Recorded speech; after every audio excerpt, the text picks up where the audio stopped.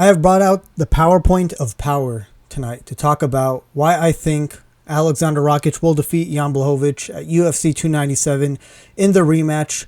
It's a rematch from the previous fight in which Rakic got injured. He suffered a torn ACL, and the fight has been rebooked. This will be Rakic's first time fighting in over a year. It'll be in Canada. And honestly, I've made a video in the past talking about why I think Rakic is the dark horse of the UFC light heavyweight division. I think he's the guy he's so young, 31 years of age, especially in the light heavyweight division where Pereira is 36, turning 37. He's a champion. Jan's 40, but he was champion 38, 39. Glover as well, I think in his 40s, early 40s. So he's young, he's got so much time to learn, and he's so technical, he's so good. And I'm just here to talk about why I think in the rematch I will be going with Aleksandar Rakic to defeat Jan Blachowicz. It's a very early sort of prediction and breakdown. The fight's going to happen in January, but I'm just excited to finally see Aleksandar Rakic back. So just to start with it, kind of going over what I just said, it has been made official for UFC 297 in Canada. This is a co-main event, or at least that's what I would like to say, but they have a women's title fight in the co-main event. And I don't know who's fighting for the belt. I didn't even know there was a belt, right, in that division. I have no idea who's involved in it, so I'm not going to talk about it. I'm just going to say, for me, this is a co-main event. I know why the UFC didn't, right? It's kind of weird to put a non-title fight over a title fight, even if it's a co-main event, but alas, this is a legit co-main event, I think, in the eyes of the fans. And Rakic is coming off of an ACL injury, which saw him out for over a year. And it's important to understand that ACL tears are a scary thing in general, but especially in sports. If you need an example, Thiago Santos went from being sort of that monster of the light heavyweight division, going to split decision with John Jones, to kind of just never being the same again. But with that said, Santos tore his ACL, MCL, PCL, and meniscus. Rakic only tore his ACL, so I'm not trying to make it seem like it's not as big of a deal, because it certainly is, but Santos's was a bit more extreme. So I know some people are going to compare the two. They're both light heavyweights with injured knees, but the difference is Santos was kind of extreme. And Tom Aspinall actually suffered a torn MCL and torn meniscus and some ACL damage, and we just saw him back against Sergey Pavlovich, where he won the heavyweight title. Light on his feet, looked the same even before that when he fought, I think, Marcin Tybura, was it? Just the same, right? Light on his feet. Didn't look like he was slow in any way. So I'm just hoping, and this is all assuming, right? Like, my predictions are predominantly done on the assumption that Rakic is coming back looking at least the same as he used to be. Preferably better and faster now that he's gotten time to kind of take some time off, heal up his body, train his body a bit more. But honestly, I'm just making this assumption with the idea that Rakic hopefully won't be coming back too much slower or anything like that. Again, I'm comparing this to Tom Aspinall, who tore a MCL meniscus, and he didn't tear his ACL. I think I don't even know how the anatomy of all that works, but he looked great, and I'm going to hope that Rakic does the same as well. So now that we've gotten that over the way, I'm here to talk about why Rakic will get the victory over Jan Blachowicz. So if you rewatch their well, before I get into that, Rakic is probably the most impressive athlete in the light heavyweight division. For most people, I'd say Johnny Walker's probably number one. We've heard a lot about Johnny Walker's crazy UFC. They have the training facility where they kind of have you do sorts of like all different sorts of training stuff, and they rank or they rate the fighters, and I guess Johnny Walker is like constantly number one.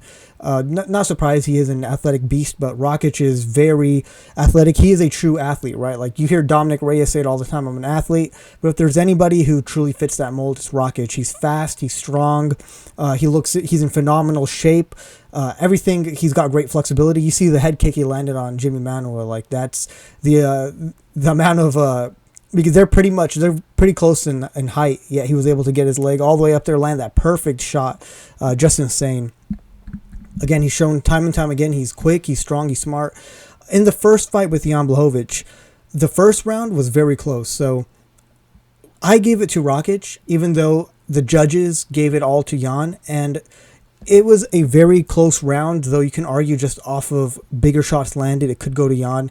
But again, really close round, and the reason why I'm giving it to Rakic is Rakic cuts Jan beneath the eye, underneath the eye, which causes some bleeding, and it ends up bugging Jan a lot. Like, you see him keep wiping at it. He doesn't like it.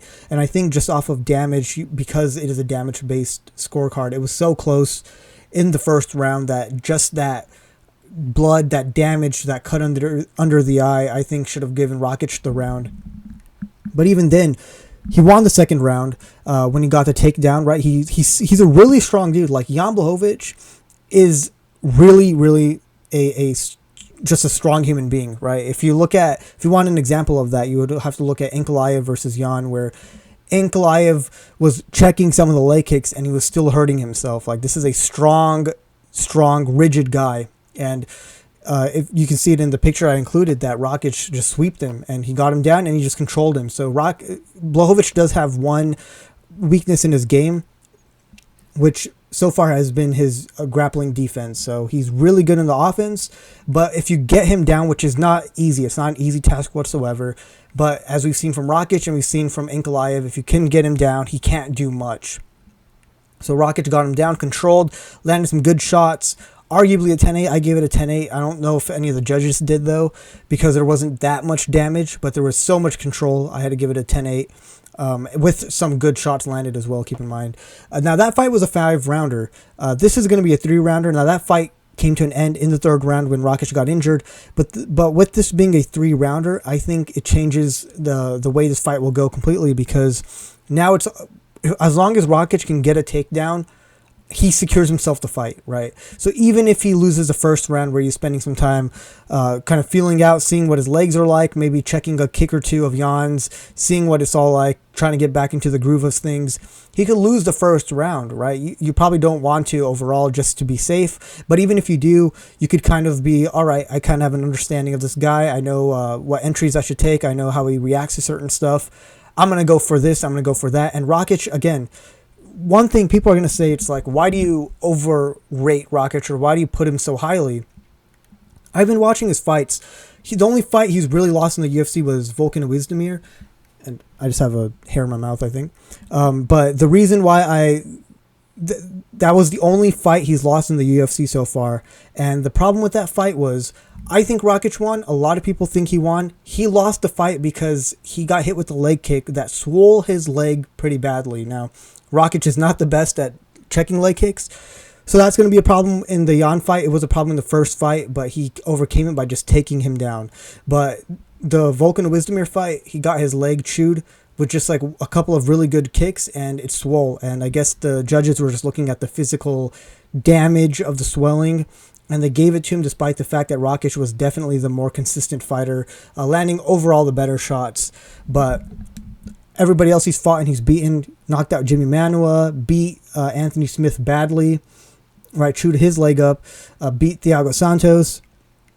And Jan Blachowicz, I do believe he was on his way to winning. Again, anything could happen in a fight. In a 3-rounder, though, where it's, you don't have to worry about like conserving your gas tank or anything like that, I could definitely see Rakic going. He tried to take Jan down, actually, I think in the first round, and he got stuffed several times. Again, Jan is not an easy guy to take down, but if he could ride it out, get to the second round, and Jan Blachowicz, guys, he is 40 years of age. Like, that's something we have to keep in mind in sports.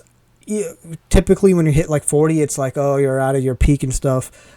If you keep your body healthy, if you eat right, if you do all that stuff, you'll still be great in a great athletic shape at 40. There's no doubt. But the difference, and guys who are at the lower weight classes who are just like cutting so much weight, they're going to definitely, you see those guys at 34, 35, their bodies are kind of done, right? Whereas here in the light heavyweight division, these guys aren't cutting as much weight. They do much better when they get older, like Jan Blachowicz, Glover Teixeira. Now Alex is hitting 37 and became champion. But with that being said, still, he looks like he's kind of slowing down. I don't know what it is. I saw in the Pereira fight, I will agree that it was altitude. But if you ignore that fight and you go and look at his Ankalaev fight, again, he just seemed really slow as the fight went on. His cardio, his gas tank. In the Israel Adesanya fight, he seemed a lot quicker, a lot better. but now it just seems like he's slowed down quite a bit. And if Rakic is the same athletic beast that he was in their first fight, I just think he's going to have a much easier time dealing with Jan and in the second and third round, getting those takedowns, controlling him, winning by, I think, a 29-28. Rakic has more time to improve, so we have to keep that in mind as well. He is just 31 years of age. He's had a year off now to heal up, to kind of work on his craft even more. And Rakic is a very technical, smart guy. A lot of people kind of are like, oh, he's a boring fighter, right? Rakic is not a fun fighter to watch. I kind of disagree. I can understand why his fights are a bit slow, but he has that explosive just power, just those fast twitch muscle fibers that at any second he could end a fight just by doing something crazy. The Jimmy Manuwa knockout was one of my favorite examples. But he's also a phenomenal grappler, really strong, can take pretty much anybody in the light heavyweight division down. And I am pretty convinced that he's definitely going to be a world champion one day. Just give it 1 or 2 years. Aleksandar Rakic will be the UFC light heavyweight champion of the world. So there you have it. Hope you enjoyed my PowerPoint of power presentation. Tell me what you guys think. Do you think Jan Blachowicz gets it done? Rakic? Do you think Rakic will be the same when he comes back? Let me know all of that in the comments below, and I'll see you in the next one. Peace out.